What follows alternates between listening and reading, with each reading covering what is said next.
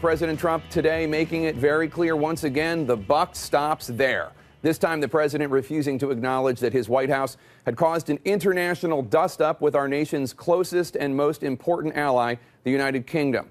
This all happened because his spokesman, in an apparently desperate attempt to justify his boss's false claim that President Obama had tapped his phones at Trump Tower, cited a sketchy report by a conservative pundit, one making a very serious accusation against the most important U.S. ally. And President Trump's response? Hey, they're the ones who said it.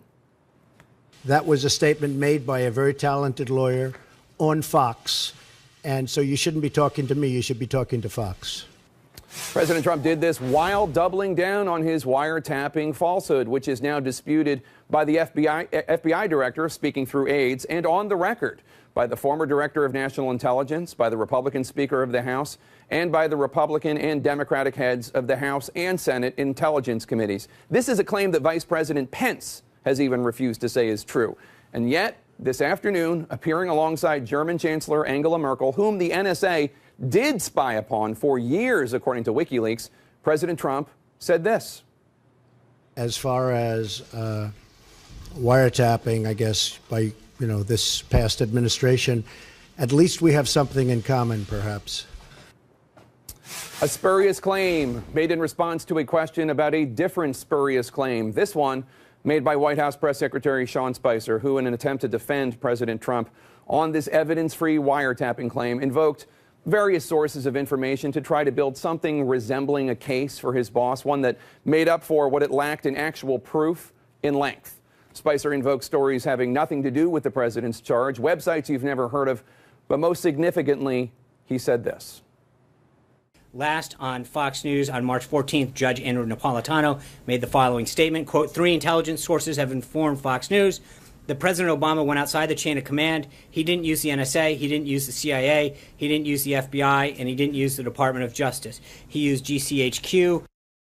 GCHQ, the Government Communications Headquarters. That's the British equivalent of the NSA. President Obama, of course, did not have the power to use the British intelligence to spy on anyone, and such would have been a violation of the intelligence agreement between the U.S. and the U.K. Now, you're going to have to ask the actual journalists at Fox News Channel why they never repeated this claim from Judge Napolitano. Actually, you know what? Spoiler alert. You don't have to ask. I'll tell you. It's because they have no confidence that it's true. The GCHQ, which rarely comments on such matters, took the unusual step of saying that the Napolitano-Spicer charge is, quote, utterly ridiculous and should be ignored. The British National Security Advisor, Sir Mark Lyle Grant, and the UK ambassador to the US after the Spicer charge was made, contacted the US National Security Advisor, General H.R. McMaster, as well as Spicer, after which the spokesman for the British Prime Minister said the White House had reassured the UK that Spicer would not repeat the allegations. The president's response to this embarrassment today? Take a listen. We said nothing. All we did was quote a certain very talented legal mind who was the one responsible for saying that on television. I didn't make an opinion on it.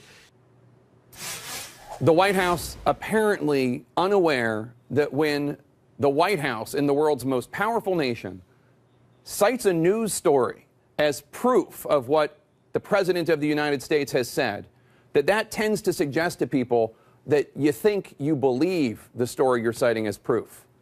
Now, 2 weeks ago tomorrow, President Trump made a wild claim on Twitter. There's no evidence, nor is there any credible source who knows anything about intelligence who believes the charge that President Obama tapped Donald Trump's phones at Trump Tower.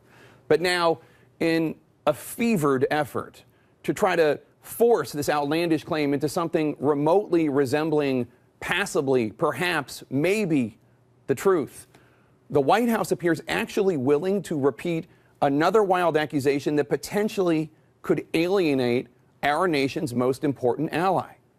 Does smearing British intelligence make your family more safe? No. So why is the White House doing it? What is the White House defending here? Because it damn sure isn't national security or American credibility before the world.